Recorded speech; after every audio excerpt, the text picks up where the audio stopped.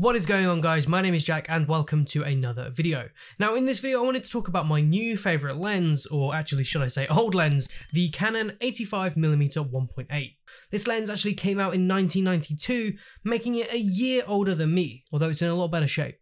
Now this is not a review, so please don't expect any kind of in-depth analysis or comparisons. This is just a video, kind of my opinions about the lens, also showing some sample images. I will mention though that although this lens is mostly plastic, it is robust and lightweight, so it's perfect for the kit bag. Like many people, when I first started getting more serious about photography, the first lens that I got was the nifty 50, or Canon's 50mm 1.8. I soon upgraded to the 1.4, and I actually kind of regret that, and I'll be going over why in another video in 2021. But basically, at the beginning of the year, I decided I wanted some more primes in my kit bag, and for me, it was a toss-up between the 85mm 1.8 and the 35mm f2. Now before 2020, I didn't really do a lot of portraits. I was mainly taking landscapes, and last year I went to, a variety of different places and really enjoyed landscape photography. But my goal for 2020 was to try more portraits, and it ended up being kind of the worst year possible to want to do that because of all the lockdowns and the social distancing. But luckily I did get quite a few portrait shoot bookings this year, and I was able to really test this lens and try out some different things. So back in January this year, I contacted a few friends and we shot some portraits, and most of these were shot on the 24-70 and the 50mm 1.4. The thing that really appealed to me about an 85mm was the fact that it makes the face look true to life, a lot more so than a super wide angle, or pretty much any wide angle up to about 50mm can make the face look a bit distorted. Now if you're someone who's going for a wide aspect and you want to have that kind of focal length to maybe dramatize an image, or to really sort of stretch out a figure to make something large and looming, then that's fine. But for me, and doing a lot of portrait shots, an 85mm is a great starting lens. The one advantage of something like an 85mm is background compression, which basically brings things in the background closer to your foreground subject.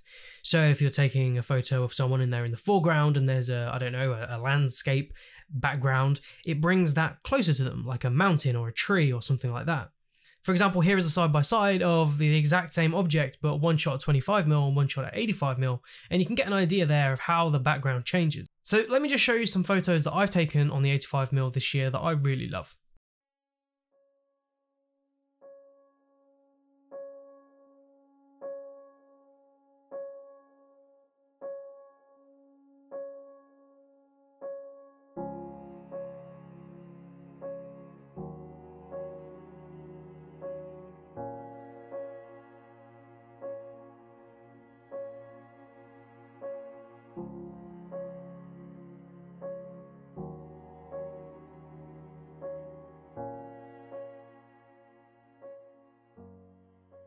Now, although this is not a review, I would say that the one noticeable drawback about the 85mm 1.8 is the chromatic aberration. It's really quite bad on some photos, and you can see it here quite badly on this tree branch, but this is easily removed in Lightroom if you have Lightroom, or pretty much any image editor that has the ability to fix chromatic aberration. So I wanted to make this video as I feel like the 85mm is ignored by a lot of photographers. Like myself, I kind of got the 50mm, I got the 24-70, I got the 70-200, and for me I was like, yeah, I don't need another prime. But in the end, I decided I really wanted to try out a different prime because it really does make your images look different.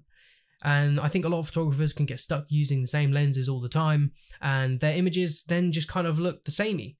Whereas I wanted to try something a bit different, which would force me to be producing images that look very different to what I've already been shooting. Now, so far, I've been super impressed with this 85mm 1.8, and I guess the real question is, do I upgrade to the 85mm 1.4 IS from Canon, or even the 85mm Sigma art lens? Who knows? But for now, I'm really happy shooting on the 85mm 1.8. If you don't have an 85mm in your kit bag, consider renting one or buying one. I'm really looking forward to using this for landscapes and seeing what kind of stuff I can do. And yeah, I hope you enjoyed this video, and I'll